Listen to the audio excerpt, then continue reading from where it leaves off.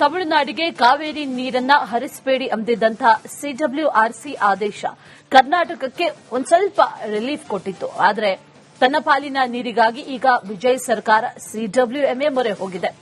ಇಂದಿನ ಸಭೆ ಮತ್ತಷ್ಟು ಮಹತ್ವವನ್ನು ಪಡೆದುಕೊಂಡಿದೆ.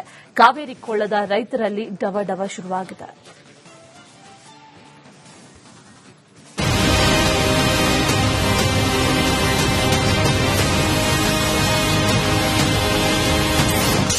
ಕಾವೇರಿ ಕೊಳ್ಳದಲ್ಲಿ ಮತ್ತೆ ಡವಡವ. ಕಾವೇರಿಗಾಗಿ ತಮಿಳುನಾಡು ಪಟ್ಟು. ಇಂದು ಸಿಡಬ್ಲ್ಯೂಎಂಎ ಮಹತ್ವದ ಸಭೆ. ರಾಜ್ಯದಲ್ಲಿ ಭೀಕರ ಬರ ಆವರಿಸಿದೆ. ಮಳೆಯಿಲ್ಲದೆ ಜಲಾಶಯಗಳು ಬರಿದಾಗಿದ್ದು 178 ತಾಲೂಕಿನಲ್ಲಿ 60% ಮಳೆ ಕೊರತೆ ಉಂಟಾಗಿದೆ. ಜಲಾಶಯಗಳಲ್ಲಿ 40% ನೀರಿದೆ. ಕೃಷಿಗೆ ನೀರಿಲ್ಲದೆ ಕಾವೇರಿ ಕೊಳ್ಳದ ಅನ್ನದಾತರು ಪರದಾಡ್ತಾ ಇರುವ ಹೊತ್ತಲ್ಲೇ ತಮಿಳುನಾಡು ತನ್ನ ಪಾಲಿನ ನೀರಿಗಾಗಿ ಪಟ್ಟು ಹಿಡಿದಿದೆ. ಸಿಡಬ್ಲ್ಯೂಆರ್ಸಿ ಬಳಿಕ ಈಗ ಸಿಎಂಡಬ್ಲ್ಯೂಎಗೆ ಮೇಲ್ಮನವಿ ಹೋಗಿದ್ದು ನಮ್ಮ ಬಾಕಿ ನಮಗೆ ಕೊಡಿ ಅಂತ ಹಠ ಹಿಡಿದು ಕುಳಿತಿದೆ.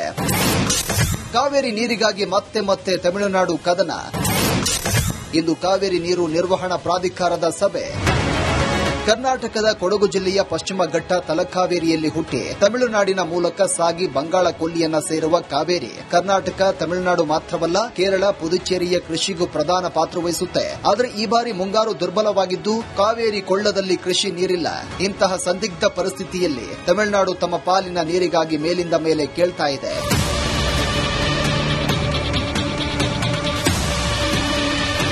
ಕಾವೇರಿ ನೀರು ಬಿಡುವ ಸಂಬಂಧ ಜುಲೈ 15ರಂದು ಸಿಡಬ್ಲ್ಯೂಆರ್ಸಿ ಅಂದ್ರೆ ಕಾವೇರಿ ನೀರು ನಿಯಂತ್ರಣ ಸಮಿತಿ ಸಭೆ ಇತ್ತು. ಈ ಸಭೆಯಲ್ಲಿ ತಮಿಳುನಾಡಿಗೆ ಜುಲೈ ತಿಂಗಳಲ್ಲಿ ಬಿಡಬೇಕಿದ್ದ 31.4 ಟಿಎಂಸಿ ನೀರು ಹರಿಸುವುದು ಬೇಡ, ಸದ್ಯ ಕೆಆರ್ಎಸ್ ನೀರಿನಲ್ಲಿ ಇರುವಂತಹ ವಾಟರ್ ಕುಡಿಯಲು ಮಾತ್ರ ಅಂತ ಹೇಳಿತ್ತು. ಆದರೆ ಈಗ ತಮಿಳುನಾಡು ಕಾವೇರಿ ನೀರು ನಿರ್ವಹಣಾ ಪ್ರಾಧಿಕಾರದ ಮುಂದೆ ನೀರಿಗಾಗಿ ಮನವಿ ಮಾಡ್ತಾ ಇದೆ. ಇಂದು ಸಿಡಬ್ಲ್ಯೂಎಂಎಯ ಮಹತ್ವದ ಮೀಟಿಂಗ್ ನಡೆಯಲಿದೆ. ಇಂದು ನವದೆಹಲಿಯಲ್ಲಿ ನಡೆಯಲಿರುವಂತಹ ಸಭೆಗೆ ಕರ್ನಾಟಕ, ತಮಿಳುನಾಡು, ಕೇರಳ ಮತ್ತು ಪಾಂಡಿಚೇರಿಯ ಅಧಿಕಾರಿಗಳು ಭಾಗವಹಿಸಲಿದ್ದಾರೆ. ಕಾವೇರಿ ನೀರು ನಿಯಂತ್ರಣ ಸಮಿತಿ ಇದೊಂದು ತಾಂತ್ರಿಕ ಮಂಡಳಿಯಾಗಿದ್ದು ಕಾವೇರಿ ಜಲಾಯನ ಪ್ರದೇಶದ ಮಳೆ, ಒಳಹರಿವು ಮತ್ತು ಜಲಾಶಯಗಳಲ್ಲಿನ ನೀರಿನ ಮಟ್ಟವನ್ನು ಪ್ರತಿದಿನ ಪರಿಶೀಲಿಸುತ್ತದೆ. ಅಲ್ಲದೆ ಕಾವೇರಿ ನದಿಯಲ್ಲಿ ಲಭ್ಯವಿರುವ ನೀರನ್ನ ರಾಜ್ಯಗಳು ಹೇಗೆ ಹಂಚಿಕೊಳ್ಳಬೇಕು ಅಂತ ಇದು ಲೆಕ್ಕಾಚಾರ ಮಾಡಿ ಸಿಡಬ್ಲ್ಯೂಎಂಎಗೆ ತನ್ನ ಶಿಫಾರಸುಗಳನ್ನು ನೀಡುತ್ತೆ. ಕಾವೇರಿ ನೀರು ನಿರ್ವಹಣಾ ಪ್ರಾಧಿಕಾರ ಸಿಡಬ್ಲ್ಯೂಆರ್ಸಿ ನೀಡುವ ವರದಿ ಮತ್ತು ಶಿಫಾರಸುಗಳನ್ನು ಆಧರಿಸಿ ಎಷ್ಟು ನೀರು ಬಿಡಬೇಕು ಅನ್ನೋದರ ಕುರಿತು ಅಂತಿಮ ನಿರ್ದೇಶನಗಳನ್ನು ನೀಡುತ್ತೆ. ರಾಜ್ಯಗಳು ಸಿಡಬ್ಲ್ಯೂಆರ್ಸಿಯ ಶಿಫಾರಸುಗಳನ್ನು ಸಿಡಬ್ಲ್ಯೂಎಂಎ ಮುಂದೆ ವಾದ ಮಾಡಿ ಬದಲಾಯಿಸಬಹುದು. ಆದರೆ ಒಮ್ಮೆ ಸಿಡಬ್ಲ್ಯೂಎಂಎ ಆದೇಶ ನೀಡಿದ ಮೇಲೆ ಅದನ್ನು ಜಾರಿ ಮಾಡಲೇಬೇಕು, ಬೇರೆ ದಾರಿ ಇಲ್ಲ. ಡಬ್ಲ್ಯೂಆರ್ಸಿ ಡೈರೆಕ್ಟ್ ಕೊಡಲ್ಲ, ಅವ್ರು ಸಿಡಬ್ಲ್ಯೂಎಂಎ ಮೂಲಕ, ಅದು ಅಥಾರಿಟಿ, ವಾಟರ್ ಮ್ಯಾನೇಜ್ಮೆಂಟ್ ಅಥಾರಿಟಿ, ಇವರು ರೆಗ್ಯುಲೇಷನ್ ಕಮಿಟಿ. ಇವರೇನಿದ್ರು ವಸ್ತುಸ್ಥಿತಿ ನೋಡಿ ಸಿಡಬ್ಲ್ಯೂಎಂಎಗೆ ರಿಪೋರ್ಟ್ ಕೊಡಬೇಕು, ರೆಕಮೆಂಡ್ ಮಾಡಬೇಕು.